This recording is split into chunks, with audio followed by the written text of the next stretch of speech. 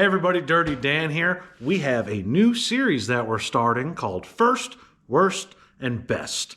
And in this series, we're going to go over your first car, your worst car, and your best car. And I'm going to interview random guests, and we're going to talk about their experiences and their rides.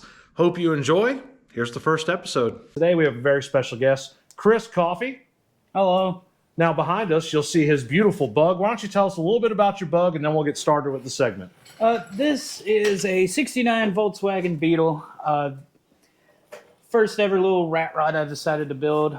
Belonged to a good buddy of both of ours, Rick Dam Davis. It was sitting in his yard forever. I just kept staring at it. I was like, let me build it.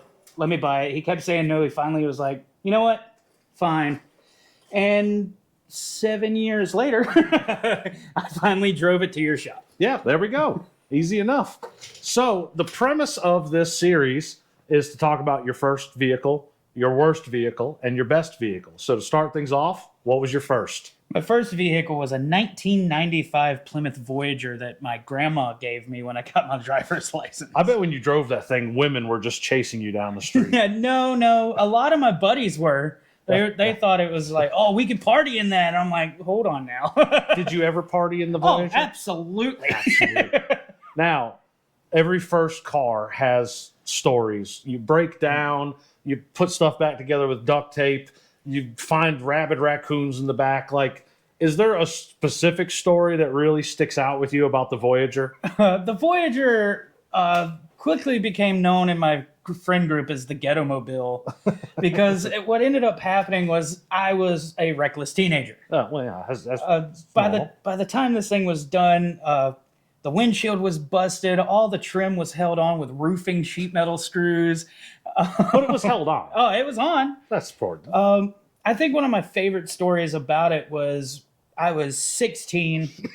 I was in marching band. Yeah. And I didn't have where I could drive after 9 yet, and we were doing a fundraiser. Yeah. So time was running out, and my buddy was like, I'll follow you back to your house, and you can drop it off, and I'll bring you back. I was like, all right, cool. Well, he had this Dodge Ram pickup he was so happy with. Oh, yeah. And we got out onto the main road in the middle of the night, and he took off. And I was like, I'm in a minivan. I can't. And the next thing I know, I'm pedal to the floor. Well, so we're hauling just ass as far. And surprisingly, that van had no speed limiter. Oh. So the speedometer, I'm watching it going 90, 100, 110, 120. And that's where the speedometer stopped, and the needle just kept going. And I'm like, uh-oh, this is a problem. Yeah. Because as we're coming up, there's a bridge and a stop sign. Yeah.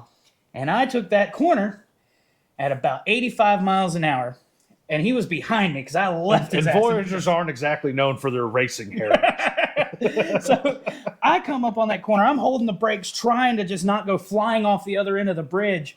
He's behind me, and I somehow make the turn. And at that point, I slow down. I'm like, ooh, that was bad. Yeah.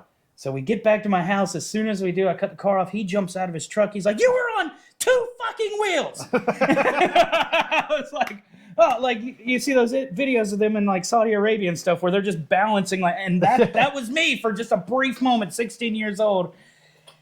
Yeah, that car had some stories. I could go on and on. What was the demise of the Voyager? The demise of the Voyager was me trying to oppress a girl. Yeah. There was In a Voyager. Yeah. We were just having some fun, and I'm driving back to school.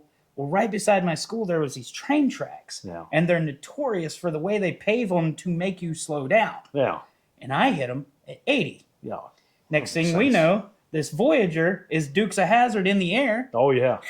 Did you like pause there and wail in Jennings like these boys better start flapping? Not quite. But I'm in it all happens in slow motion for me. I'm like, this is how I kill this girl. Yeah. But we hit the ground and it bottomed so hard that it ripped the motor mounts. It busted my tie rods. It busted both CV axles. I hit and the bumper hits the ground. Everything just goes, yeah. The bumper hits the ground and stays on the ground. And I just nosedive this thing into the side of the road, like off onto the side of the road. And we left it there for probably 3 months before somebody was like, you have to move that. Yeah. So we finally junked it. And I was sad to see it go. That van was probably one of my favorite vehicles I ever owned. Oh, man. So, what was the worst vehicle you ever owned?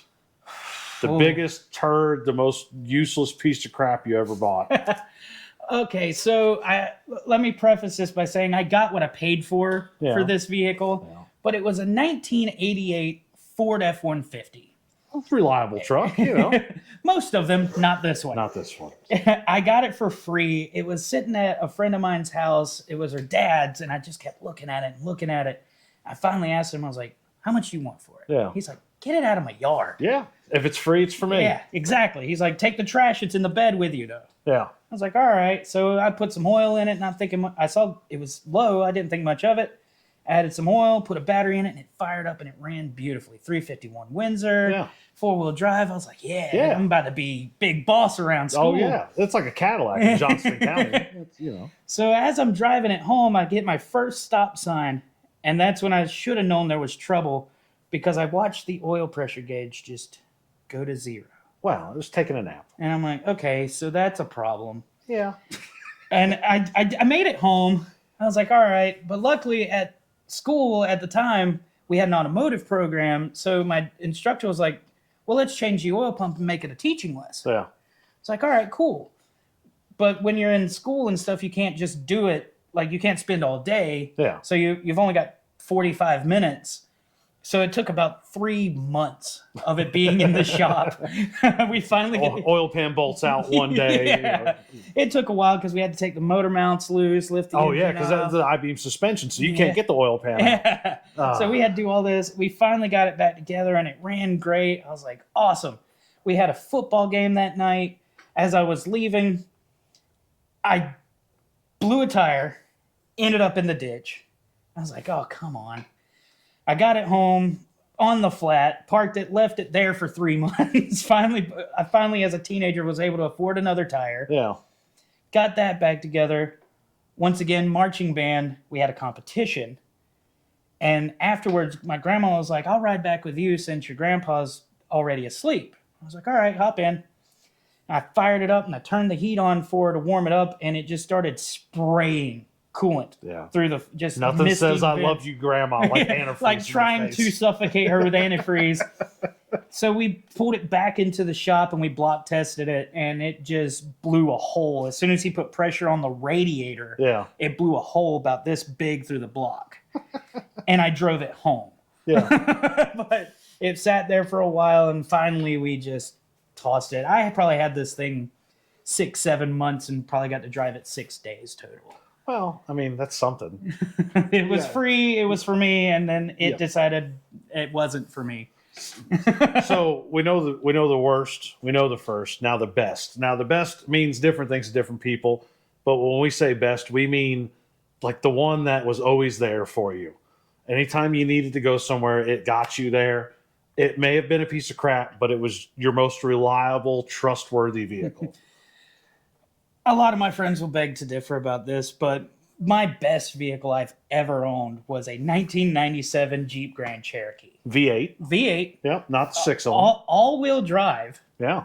Like the worst one anybody could possibly ever want. Yeah. But it gave me problems all the time. Like I was constantly working on it, which a lot of that was my own fault from doing things I probably shouldn't have done, like lifting it without changing driveline angles. And Jeep should know by now that nobody leaves them stock. Even the lifted minivans, nobody leaves them stock. But I had ripped the drive shaft out of it and all this other stuff. But anytime I needed to do something, it didn't matter what. Yeah. This car did it. It may have not been happy about it. Yeah. But I pulled a barn down with it, not even trying. I towed several overweight vehicles home with it. Jeep should make a commercial of someone taking that 98.7 Cherokee, Grand Cherokee, and pulling a barn down with it. It was a lean-to that was falling down. It was real rough, and my cousin and everybody was over trying to figure out how to safely get this thing down. While they were arguing, I threw a log chain around it, hooked it to my hitch, and I just gunned it, and I brought this whole thing down in one fell swoop. It's amazing that thing lasted as long as it had. I had that vehicle for 10 years. I only recently sold it. Yeah. And that's only because I just didn't have room or time for it anymore. Yeah. Well, and you got the bug now. Yeah, I've got this to throw all my money away in now. Absolutely. Everybody has these stories. And if you don't, you haven't owned enough vehicles. We have. Yeah. A lot. And it's not stopping here. I'm only 40 and I plan on keeping those numbers up. And I'm sure you're going to Gotta keep those numbers up, rookie. Yeah. But thank you, Chris, for joining us. Yeah. And we'll catch you guys in the next episode. See ya.